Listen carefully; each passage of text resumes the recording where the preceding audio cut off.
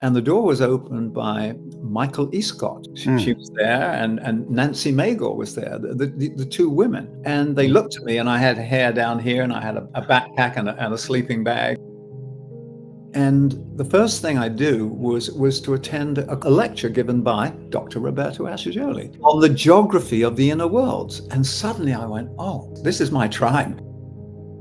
So I remember that first meeting. I was very nervous, when I went in there, and I was expecting him to give me all this spiritual advice, maybe some meditations and maybe bless me or do something. He listened to my story and he said, Michael, you need to be kind to yourself. Hi, Michael. Welcome to Psychosynthesis conversation. I'm so delighted to see you today. And we have some long history together. I think it was around 2012 in Umbrian, in the Community for Living Ethics. I met you the first time. Yes. When I was visiting the center together with my friend Søren Hauge. And then you were there and you had this long history also connected to the meditation mount. And here we are today, and you have actually a very unique history related to psychosynthesis and also the esoteric dimension that Assagioli was so involved in. So I really have looked forward to hear your story and where it all begins. So very welcome here today. Thank you, Kenneth. It's a delight to be here. And when I was reflecting in preparation for this dialogue, I realized that there are no accidents in life. You look back and you see this path unwinding, and you follow it because you're prompted inside to do something, and it leads you to the right place when you listen clearly. And so it was very useful because I knew you were going to ask me about where it all began. And so it was very useful to revisit the path that I traveled to get to here now. And I get, wow, what a gift of grace from life. Life presents us with the map, and with the guidance, we have to do the walking. Yeah, exactly. Yeah. So where do you want to start? Yeah, I would like to really know, because you are one of the few living people today that actually met Assagioli way back. But I would actually like to go a step further back. And how did you start entering the spiritual path, or how do you want to phrase it? Because you ended up meeting Assagioli and had this long history of working within psychosynthesis, the esoteric branches, but also had a good career at Boeing, as far as I remember. So you have been quite around, doing management work and doing all this beautiful work that you're doing now at the Meditation Mount with a lot of podcasts. And yes, we will come back to what you are actually doing there. But how did it all start? Probably the best thing is to share a couple of examples of things that happened to me when I was growing up. These are inner experiences that impress themselves upon me. They cause what I would say is a remembering of who I am and where we are. And they sort of expanded my awareness, and they were part of a revelation that we are living inside a universe that is much more than we can see with our physical eyes. So if I give you, there were many of these instances growing up, but if I can give you just two, then that will give you a hint of how this has informed me. And the first one happened when I was 13 months old. Wow. And I know it because I was just about walking. I could stand up.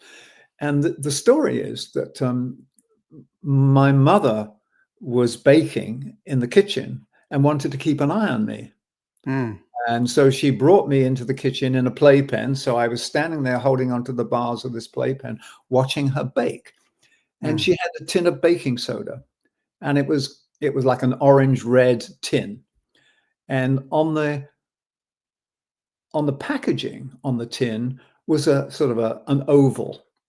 And inside the oval was a picture of the tin of baking soda.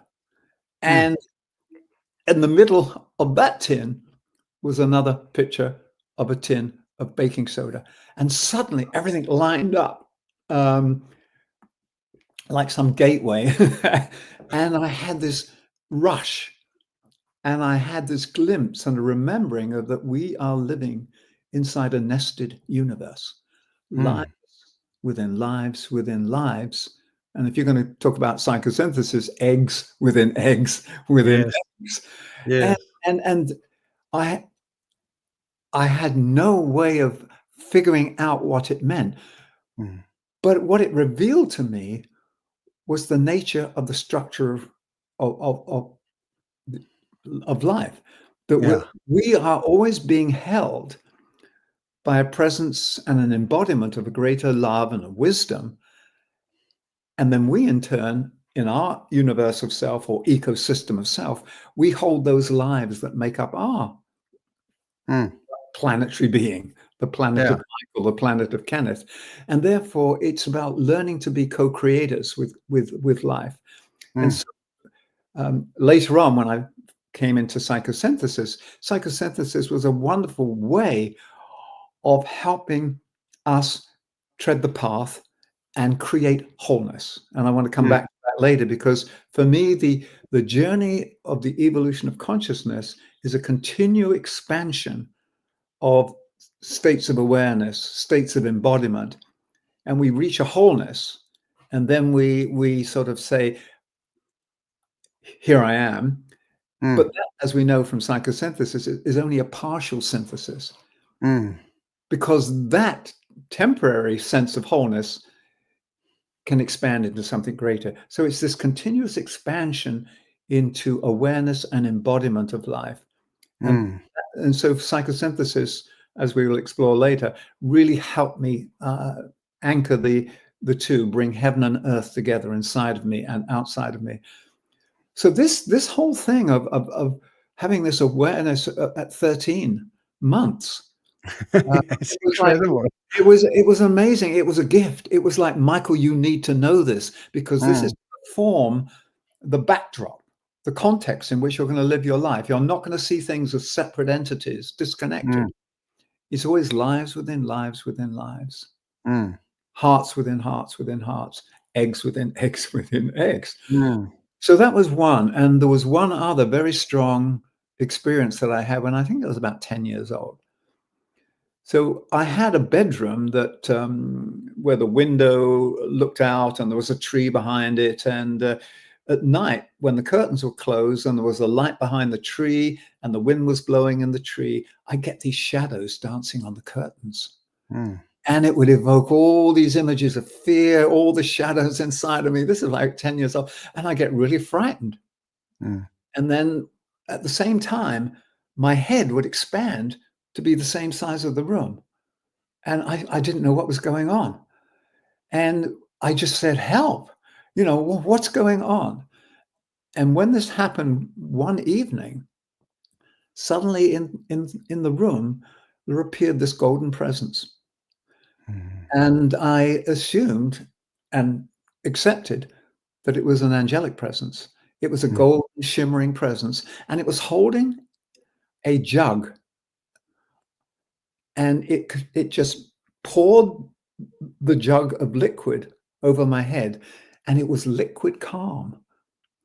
So this liquid calm went from top of my head all the way down, and it removed all the fear. And I just sat there and went, I feel that I'm being held by grace.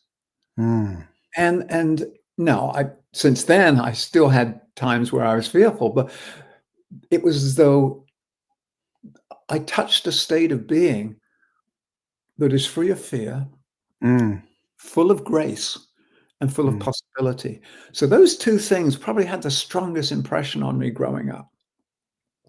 Yeah, I understand that. Yeah. And it's really rare, that you get these experiences at that early age. But there is many reports of childhood spirituality, childhood experiences from that time.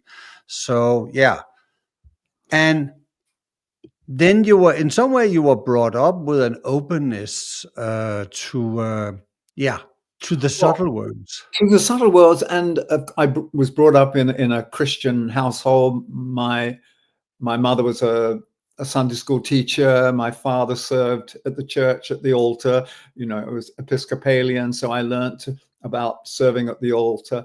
And I nearly got thrown out of Sunday school once for saying, I had this dream. And I had this dream that every time we die and we come back, we're on a different stepping stone. So life Yeah. is a series of stepping stones towards God. Mm. And I sort of shared my dream. I think I was about 12 years old, and it was, silence. This is blasphemy. And so I learned then to don't cast pearls before time or swine. No. If it can't be received, don't offer it, and just keep it, safeguard it. Yeah. But to fast forward, how did I get in touch with, really started to choose to be on the spiritual path and the encounter with Assagioli? Mm. Like a lot of people back in the 60s, we traveled to the East, we traveled to India, and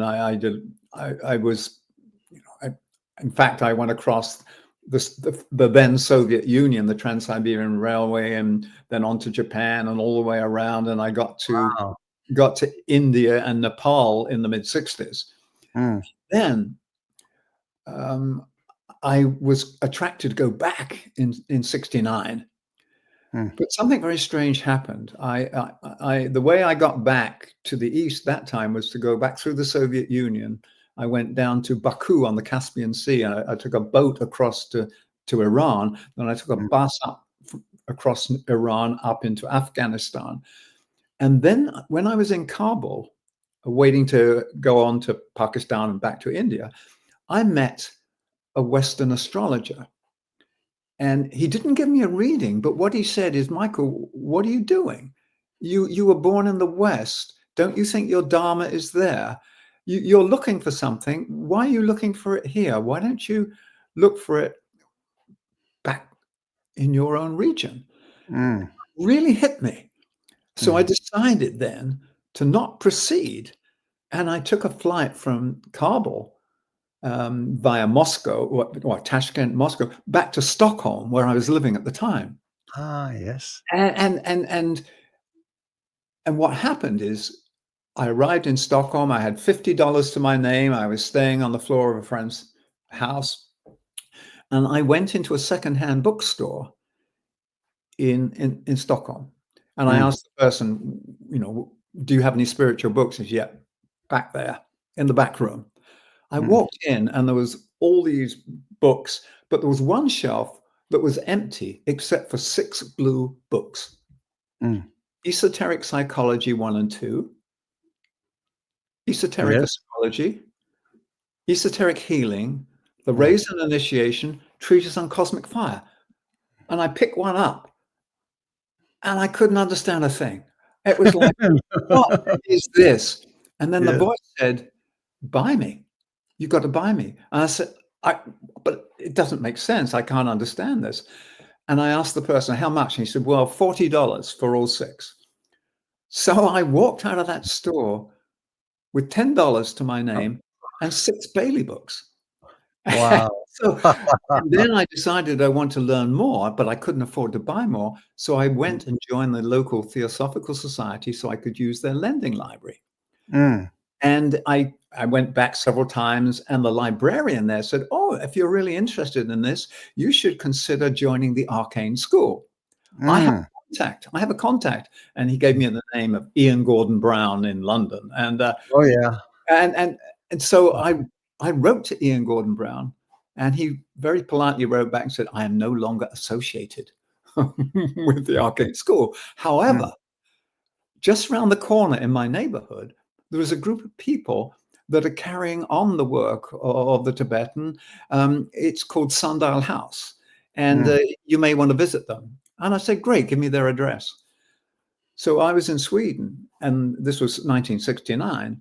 And so I decided in 1970 to visit England, because I was born in England. for two reasons. One is to visit Sundial House, and the other was to attend the first Glastonbury Festival. Oh yeah. So it was amazing. So I went and knocked on the door of the address that Ian had given me, and the door was opened by Michael Escott. She was there, and Nancy Magor was there, the two women. And they looked at me, and I had hair down here, and I had a backpack and a sleeping bag. And she said, "Come on in." And I told my story, and she said, "Why don't you come back in 3 days? We've got a conference here, and the head of our group will be here. You probably should meet him," because I told her some of the story, and I was going through a difficult time. And she said, I'll arrange a meeting with him. So I show up, and the first thing I do was to attend a lecture given by Dr. Roberto Assagioli on the geography of the inner worlds. And suddenly I went, oh, this is my tribe. And I was fortunate enough to meet with Assagioli, and he helped counsel me and help me through a very difficult period in my life, because I'd gone through a period of years of addictive behavior, and I was seeking to free myself and to follow a spiritual path. So I remember that first meeting. I was very nervous, when I went in there, and I was expecting him to give me all this spiritual advice, maybe some meditations and maybe bless me or do something. He listened to my story, and he said, "Michael, you need to be kind to yourself." And I went, "Oh." He said, "Do you like ice cream?" I said, "Yeah." "Look, anytime you want to have an ice cream, go and buy one, but please enjoy it." And he says, you got to take care of yourself. And by the way, do not go back to your former way of living. If you go back and start using again, can't help you. That's finished. And he said, "Oh, by the way, don't read Alice Bailey at night before you go to bed." So he was basically helping me not get overstimulated and to heal. So the healing was a way of preparing me to really consciously place my feet on the ground. And at the end of that first session, he handed me a book, and it was these sessions, was that in London, or was that at Sundial House? Yeah. Didn't he? I've heard he was hear impaired. He had So you had to speak clearly, but exactly. Well, my father also was hearing impaired, so I was used to that. My father was partially deaf, so it wasn't an issue. But he gave me his book, Psychosynthesis, a manual of principles and techniques. And I remember saying, "Oh, you're a psychologist," because I knew him as the head of the meditation group. And I found out, oh, he's a psychologist. And then when I read it, I went, oh, man. And so, subsequent encounters. And then I decided to go visit him in 1972 in Florence at the Institute.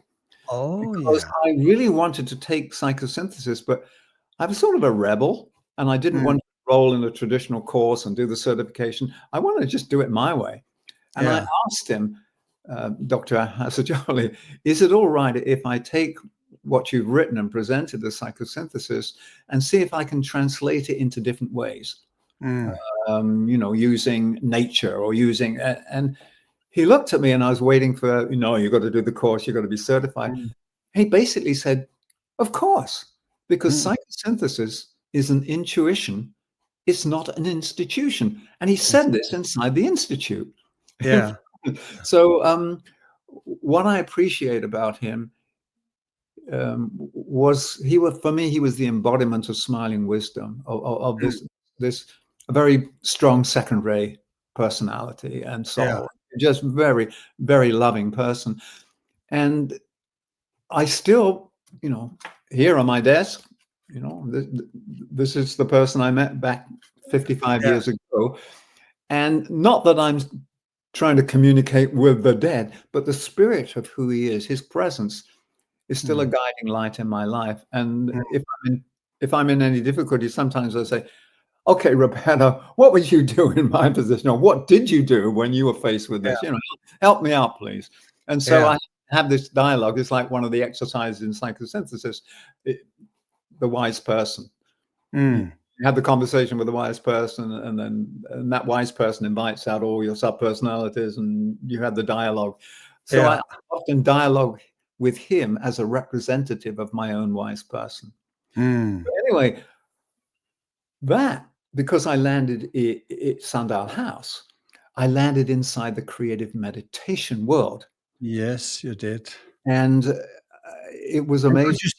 could you say a little bit about Sundial House and the work they did? Because uh, as far as I recall, they were the first who presented the meditation work that Assagioli was involved in. Yes, I've started reading some papers from the Association for the Advancement of Psychosynthesis, you know, these AAP. They have an archive, and there's a lot of correspondence there between Assagioli and Frank Hilton and the co-workers there. And already in 57 or 58, he speak about that he's writing these meditation instructions to the papers that went to Sundial House. And correct. Meditation Mount must come after that Yes, process, as far as yes. I recall. Well, So, what was it for a group, the Sundial House group, and the collaboration with Assagioli? What do you okay, know well, about yes. that? Well, let's backtrack and go back to Yeah. 1950. Yes. In 1950, at the Arcane School in Geneva, Roberto Assagioli sort of said, I'm going to take on a project that the Master DK has indicated in Discipleship in the New Age, Volume 2. Yes. And basically, I'll read the quote because it's also the purpose statement for Meditation Mount. It says, Ah.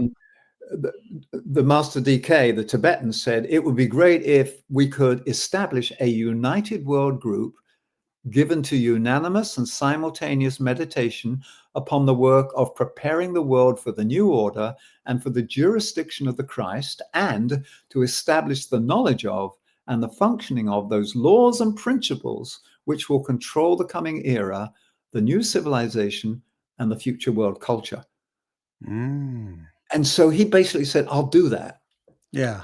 And he looked for different co-workers. I think he approached Foster Bailey. Foster tried to find people, and it didn't work out. Just to remind, Alice Bailey died in 49. So it was just after the death of Alice Bailey that he came with that idea in 50. Yeah, Yeah. exactly. And he eventually found Michael E. Scott, Michal, it's a woman, Michael E. Scott and Nancy Magor, Yes. who were living at Sundial House. They formed the triangle that Mm. started the whole creative meditation movement, which Mm. includes the laws and principles. And so that's where it started. And he began to write the 3-year program and the Yes. 10-year course. The Mm. 3-year was the basic introduction, and it was supposed to be outer court, Mm. exoteric. The Yes. 10-year course was more esoteric, where he drew upon a lot of quotations from Agni Yoga Mm. and from the Tibetan, because as we know, um, Roberto Assagioli was one of the students of the Mm. Tibetan that's actually mentioned in Discipleship in the New Age, and the initials, as is now commonly known, FCD. Yes. And so, and therefore, there was at that time there was still this reluctance to acknowledge that aspect of his work and the psychosynthesis work. There was, there's this wall. They called it a wall of silence. Yes. My understanding is that the wall of silence is the natural membrane that you place between different projects to safeguard them, not to Mm. make them secret. So Mm. Roberto Assagioli was part of many groups. Yes. He helped. He was a guiding light behind the School for Esoteric Studies, although he Yes. wasn't named. And then later on, I was speaking with some Sufi friends, Mm. And he said, "Oh yeah, we know him. He was part of our order." So it's like the guy was everywhere. Yeah. And he had different And also assignments. part of something called progressive Judaism. Yes, he He was. has, He was given yeah. an assignment by the Master DK to see if he could help with the further liberation Mm. of the Jewish people from some patterns that they were stuck in. And Mm. that's why he incarnated in a Jewish body. Ah. And DK said, you don't have Jewish karmic history. This is the first time you've incarnated in the Jewish tradition so that Mm. you come in clean, but you've got the passport. Yeah, exactly. Yes. You look the part. And so Mm. he had this assignment. And there are groups that are still working on that assignment, and it's Mm. probably too much to go into now. But what I appreciate is that when you reach a certain level of capacity as a disciple, you can do many projects, you can do many Exactly. things. Yeah. And I remember when I met him in 1972, which was the last time I saw him, he wasn't very well. He Mm. was beginning to go down, and he'd said that I've got a list of things to do. He had a to-do list that he had to Yeah. complete before he died. He didn't complete all of them, but the one he did complete that he was working on, he said he had to finish, was an act of will. Yeah. He said that was absolutely essential. He had to finish an act of will. So this is how it grew. And then Sundial House, every summer they had groups of people from different parts of the world come, and he would then create a field, a seeded field where the different people could go and seed this work in different places. Florence Garrigue, who was a friend of Alice Bailey, and I think was her secretary for a while, was Mm. one of the people who came to those gatherings at Sundial House. And she was the founder of creative meditation in the United States. Roberto asked Mm. her, could you start this in America? And she did Mm. that on the East Coast in 1962. Yeah. And then in 1968, 69, she got the call to go west. Mm-hmm. And she found herself in Ojai, Mm. here in Southern California, where I'm speaking from now. And Yeah. Ojai has a very special history. Not only do the indigenous peoples who've been here for 10,000 years see it as a sacred place, but this is where Annie Besant came Yes. in 1920, because Mm. she knew that this was a sacred valley where the seeds of the future would be planted. So she Mm. bought up a lot of land. She started the Theosophical Society here. Krishnamurti came and lived here. We've got Yes. near Barber Center, we've got Buddhist centers, we've got Meditation Mount. Mm. So when Florence Garrigue moved to California and gathered a small group around her, she had a benefactor who said, I will buy land if you can find the right land, and I Mm-hmm. will pay for the buildings. Mm. And this is what this person did. He bought the land and paid for the building of Meditation Mount as a spiritual Mm. center, and then gave some seed money just to set things rolling. Mm. This was, and we opened to the public April the 11th, 1971. We just celebrated our 54th birthday. Yeah. However, things have changed since those early days. Yeah. Before, it was every 2 months we would send out the booklets, the 3 year Mm. booklets or the 10 year. Every 2 months, it was like a distribution center, and we would put Yeah. everything into the meditation room, bless it, send it out, and that's its function.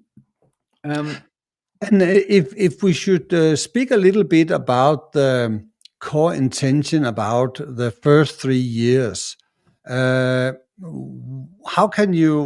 What was the intention? What was the purpose with this meditation group, and what did they meditate on? Okay, So, yeah, I can give you I can give you my understanding and my journey in this. If I look at creative meditation, it is just as psychosynthesis is Roberto Assagioli's way of stepping down the information in esoteric psychology 1 and 2. yeah, I believe that creative meditation is a way of stepping down and making available some of the information about creativity contained in a treatise on white magic. That's my personal impression. Yeah. So what I see is that we are learning to be co-creators, and we have the faculty of the intuition, the higher mind, the heart, the soul.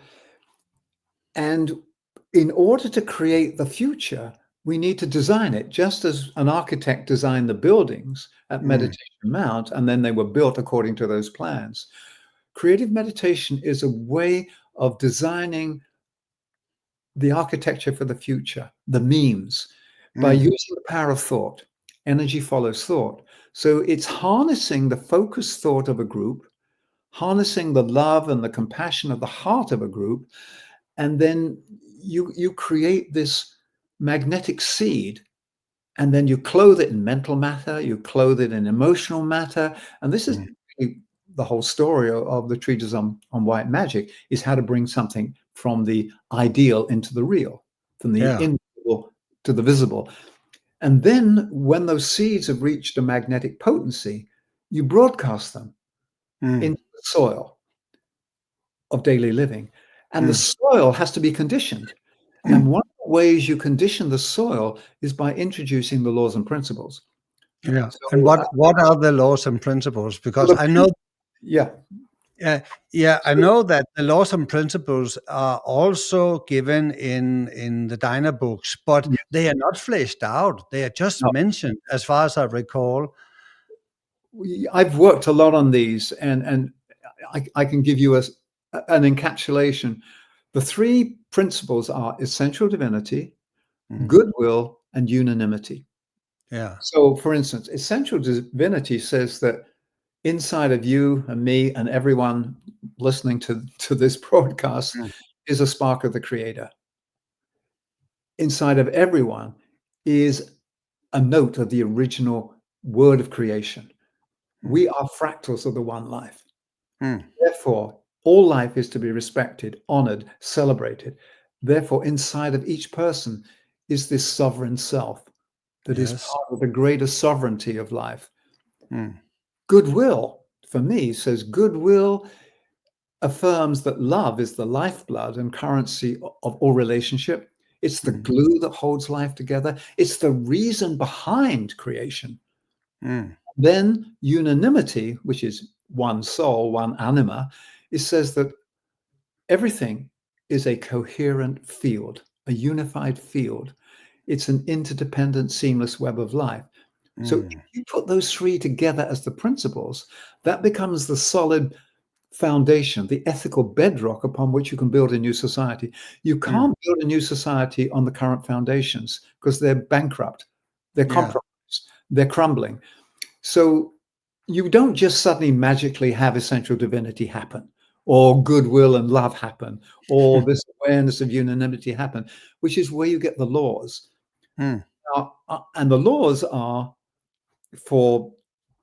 they're to give you a lived experience of the principle. So how you have a lived experience of essential divinity is by following the law of spiritual approach. Yes. A spiritual approach doesn't have to be religious or esoteric. It could be musical, could be scientific. For me, it's anything that deepens your quest to understand the essential nature and your own essential divinity. Yeah. And then how do you understand love and goodwill? Well, it's by following this law of right human relations. So by doing right human relations, and it's not just between people and among people, right human relations with all living beings, rocks and plants and birds and the invisible world, the angels. And then unanimity, how do you live into that? How do you have a sense of that it's real? Well, the law of group endeavor. When you start working together and realize that I am simply part of a greater identity. Yeah. So as I expand from I to we, I don't lose my sense of I. My I becomes an expanded sense of self.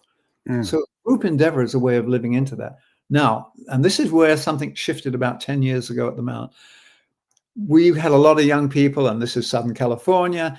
And when we said the laws and principles, people saying, laws? We don't want to follow laws. And so I did something that was seen by some people as heretical. I changed the word laws to pathways. So the pathway that leads to a lived experience of essential divinity is the pathway. Yeah. Spiritual approach. Now, because principles are primary, laws are secondary. That's what DK says. Yes. But laws, that language was getting in the way. And either you spend time explaining it to people and try to transmute their old baggage around it, or you have something that, no, it's a pathway. If you follow this, it will lead to this. Yes. So we decided to take that step. And so we refer, instead of the laws and principles, we refer to the principles and pathways. Yeah, it makes really meaning, really. And as far as I recall, when I read all the 3 yellow pamphlets where all this material is in, it's very basic psychosynthesis too. The language and the teachings about the egg diagram, everything is in there. So it's just like reading Assagioli's articles. It's phrased in a psychological language, so it's very approachable. These types of meditation and the body of text that goes with them. Well, it provides the initial groundwork. If you're going to walk the path, you need to establish the ground. And it's like in the temples. You had the outer court, and then you moved into the inner court.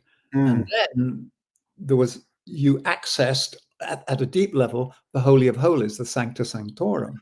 So for me, the yellow booklets are the outer court description of who we are. And the blue books go more into, this is the inner reality. I mean, esoteric philosophy is simply an understanding of the structure of the inner reality of life. Yeah, definitely. It's not something secret. The reason it was kept safeguarded is because it could be misconstrued, misused, and blasphemed against, which would pollute it. And so rather than keeping it secret, I believe there's a difference between secrecy and safeguarding. And I believe that's what Assagioli did with psychosynthesis and did with his work in the esoteric world, not to keep them secret, but to safeguard them from contamination. Yeah. So definitely. And just to have a feeling of the scope of this work, so there is a group in UK at Sundial House that are working with this material, and they work from the start of the 60s, or when did absolutely, they were in the mid 60s, and then those materials were developed. Assagioli developed most of them. Then I think the last couple of years, Michael Lindfield worked on them. And then Florence Garrigue took them to the States. They were adapted slightly for the American audience, slightly. So in the blue books, there's a couple of courses during one of the years where it's slightly different. But that was okay, because Roberto's thing was you've got to have the freedom to adapt it to the cultural needs. So that's, and also the community of living ethics where we first met, they were given the materials to use because their founder, Sergio Bartoli, went to Sundial House and realized that this was something important, because he was a student of Assagioli in psychosynthesis. Yes, very prominent. Assagioli had hinted it would be good to start a psychosynthesis community in Italy. And so they got 12 psychosynthesis practitioners. And then that's where they founded in Umbria, the initial community of living ethics at the beginning was a psychosynthesis community. And then they brought in more of the esoteric teaching of the Bailey material, because that was also part of Roberto's life. But at that time, it was not accepted by the Psychosynthesis Association. So there was a rift there, because the community embraced both aspects of Assagioli, whereas the association felt that they had to keep it separate to protect and safeguard. So it wasn't a question of right or wrong, but they had differing interpretations of the work. And then later, the community of living ethics consciously added the other piece, which was Agni Yoga, which Roberto Assagioli also included in his work because he knew the Ruriks. Yeah. They had corresponded. Nicholas Rurik knew of Roberto Assagioli, and I think you and I have got photographs of the postcards that they sent to each other. So there was always these deep connections. But what we're looking at in the world now, because Americans are not going to sign up for a 10-year course or a 3-year course. No, They want it all, and they want it now. Yes. In Italy, in the community, people do the 3-year, they do the 10-year, they do it. That's their way of doing it. Yeah. In America, we have to find a way of how do people have access to the wisdom contained in this and can apply it in a way that fits with the growth patterns of this culture. So that's what I'm working with, is how to introduce it in ways.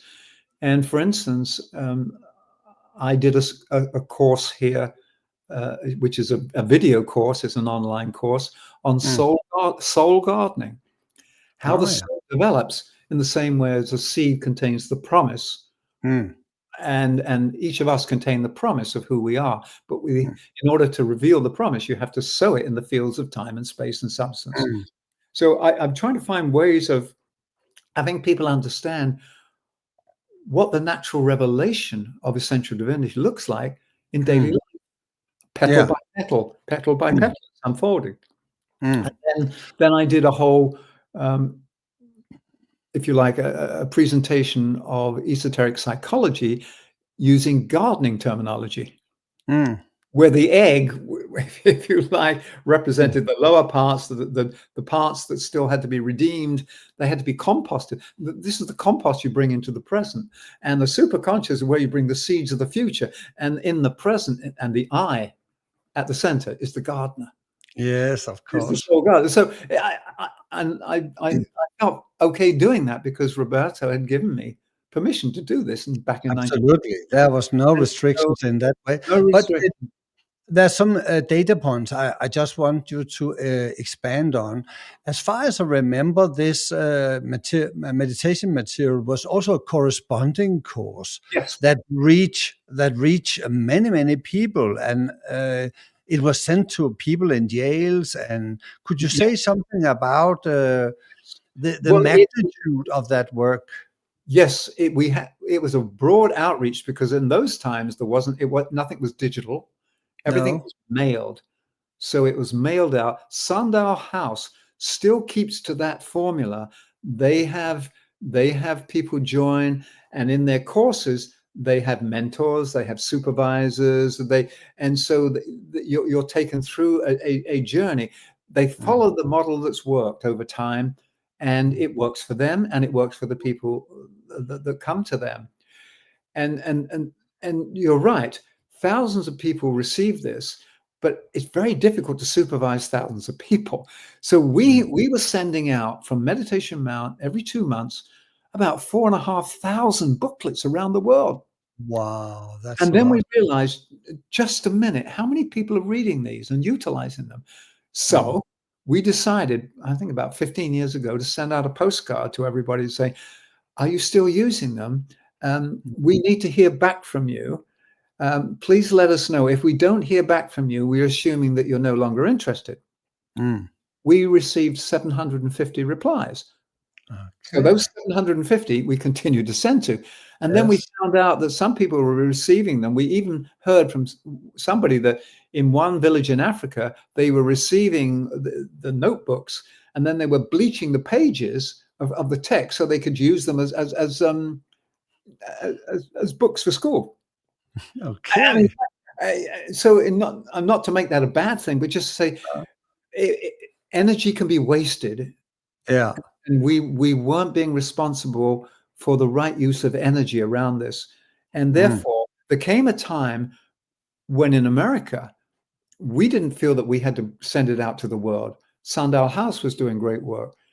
Community of Living Ethics was doing that. So we transferred them to digital and posted them on our website, which also was contentious, because, once again, you're making this available to people without guidance. Well, Yeah. I think most people have reached a point of maturity now where they know how to handle online stuff.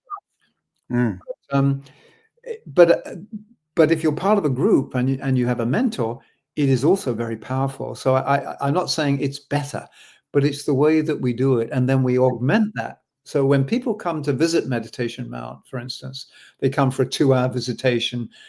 Halfway through, we have a 20-minute guided meditation on whatever the principle or pathway is for that 2-month period.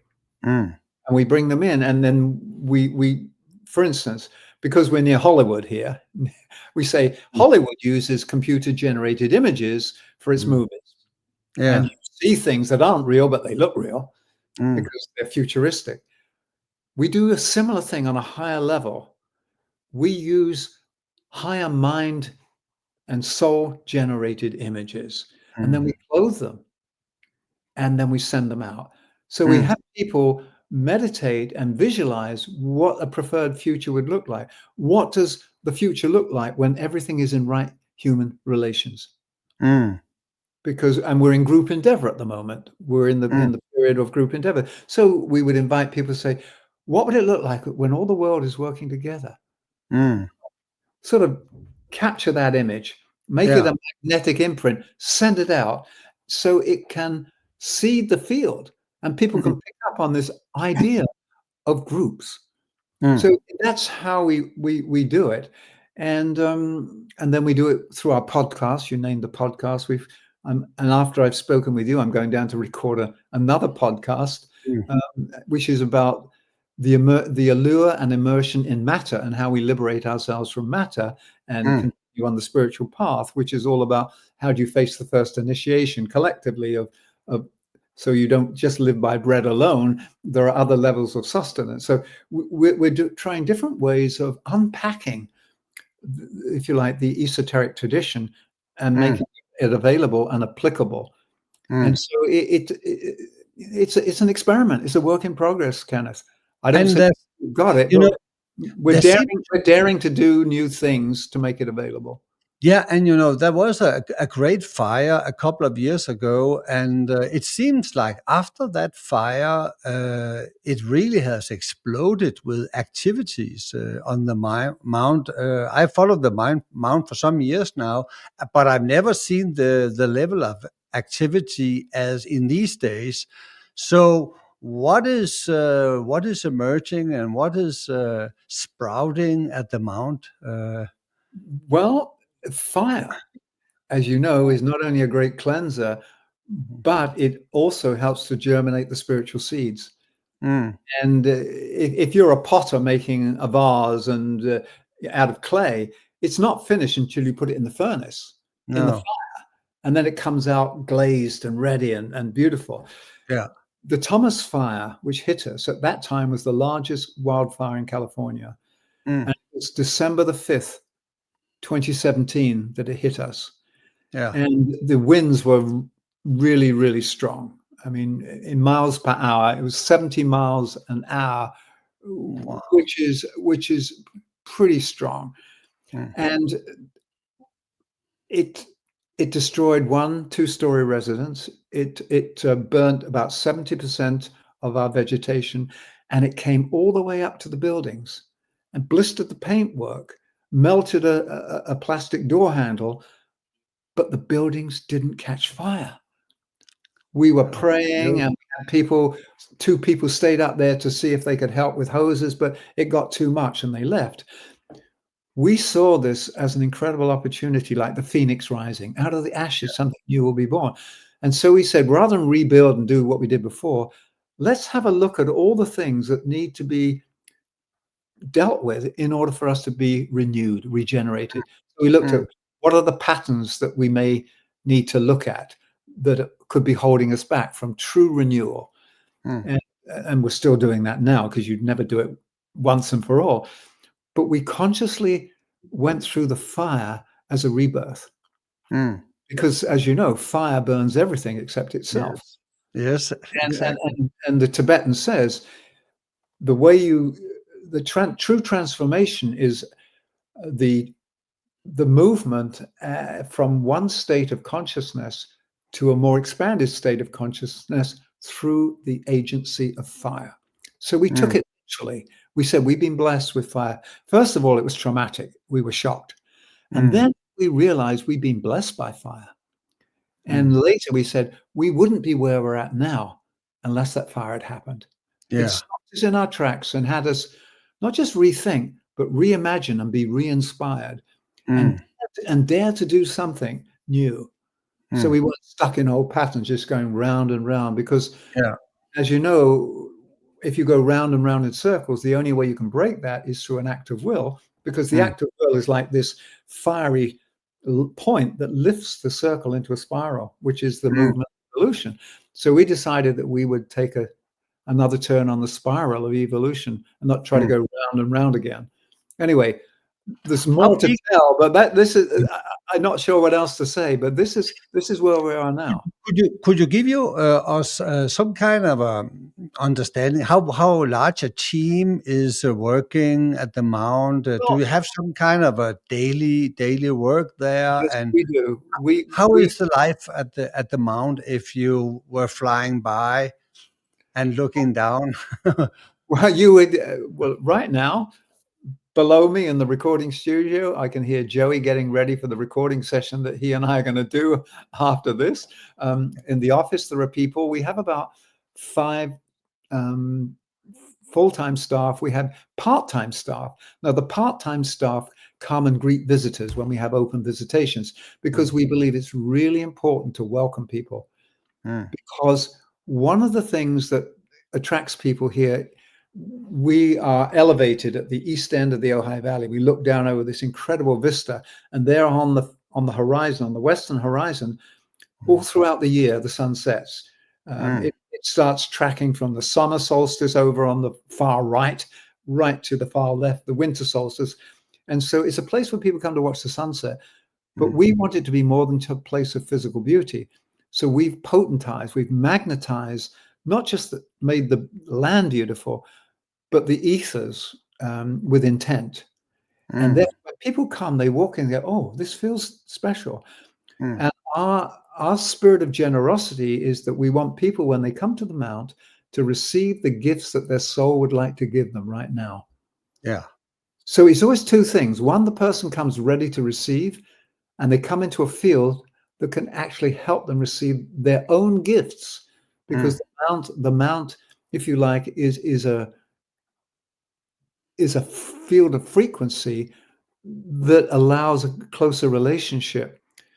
Meditation is how you get online with the soul. Yeah, It's definitely. that rainbow bridge, the Antakarana. It's all of that. So we try to replicate on different levels the access, communion, and cooperation between the soul and its appointed incarnated agent on earth, which is the emerging developing self, which is where psychosynthesis comes in as an incredible spiritual approach to help people create integration and alignment. Because you and I know from the esoteric psychology, it's about fusion, the fusion of the soul and the personality, the Yes. integration and alignment. And then when you've integrated your soul and your personality, guess what? There's another phase of integration and alignment with the monad, with the highest. So it's always this continuous expansion and alignment and integration into greater states of wholeness. And therefore, we've created a space where people come, and that's in the ethers. And people have remarkable experiences there without us saying anything. We welcome them, but we do invite them to deepen their relationship with their own essential nature on their terms. We're not If telling people them what want to believe in. If people wants to connect with you online, what type of activities do you serve the public with? Well, for instance, on Sunday, last Sunday, I did a live broadcast called View from the Mount. And that's my way of taking the esoteric philosophy and presenting it in a way that makes sense, It's a way of introducing and reintroducing creative meditation. So that, and then we have the full moon meditations that we do because we're still part of that rhythm. And Assagioli was very clear about following the rhythms of the full moons. And we're coming to Wesak next week. Yes, and Monday. So we will have that. And then we have other offerings. We have offerings when people come in person here. We just had a half-day retreat. We don't have the facilities to have overnight guests. It's a whole nother level of staffing and management. But we did like a 3-hour course that one of our staff offered on reclaiming your intuition. And it very well received because people want to reconnect with the truth of who they are. Because because the world at the moment is disconnected, Kenneth. And psychosynthesis, Definitely. psychosynthesis is a way of reconnecting us, and coming into full integrity with who we are. All the aspects of ourselves, nothing's left behind. So you don't create wholeness by leaving parts of yourself behind that you don't like. You have to embrace them and bring them into wholeness, which is the path of the Redeemer and of salvation, which is, I guess we can say it, which is, I believe, the path that Roberto Assagioli chose to follow, the path of the Earth Savior, of being of service to Earth life. And Earth life tends to be rather slow. Yes, and full of conflict. And so anything we can do to accelerate the process. And you accelerate the process by applying fire, applying love, applying wisdom. We're about to end our session here, and I'm so delighted what you have shared. Is there anything we have not shared that is important, or do you think? Yeah. We talk about developing, the egg, and it talks about the star, which is the higher self. We talk about the higher mind. We have to name the heart. The heart is the gateway to the new civilization. The heart is the gateway to goodwill. The heart is the gateway to love. The heart is the gateway to the cosmos, because Agni Yoga says each of us is given the heart as a universal gift. It's our connective tissue with all that is. And the heart is the repository of love. And Rumi said that love is the bridge between you and everything. So for me, it's the opening of the heart. And when you go back to what humanity is facing at the moment, Kenneth, which is the first initiation, the Tibetan says, for the first time, we are facing a collective initiation. Can we free ourselves from the imprisonment of matter and prove that we don't just live by bread alone? But the key to overcoming and achieving success through this initiation, we know from the text, it says, when the presence of a greater love is born inside the cave of the human heart. So the heart becomes the womb in which this love is born and can emerge. And the heart becomes the radiating organ. So the heart is receptive. It's radiatory. It's an amazing, and it's a connective tissue. It's what we have in common. And so when I talked about lives within lives, eggs within eggs within eggs, I now make sure to say we are part of a great chain of being that is hearts within hearts within hearts. So that's what I would end with, saying that the gateway to the future and the gateway to liberation and the gateway to self-realization is through the heart, the activation of the heart, not just individually, but collectively, because the earth herself, the planet itself, is here to reveal love, the light of love, and the heart has to be opened.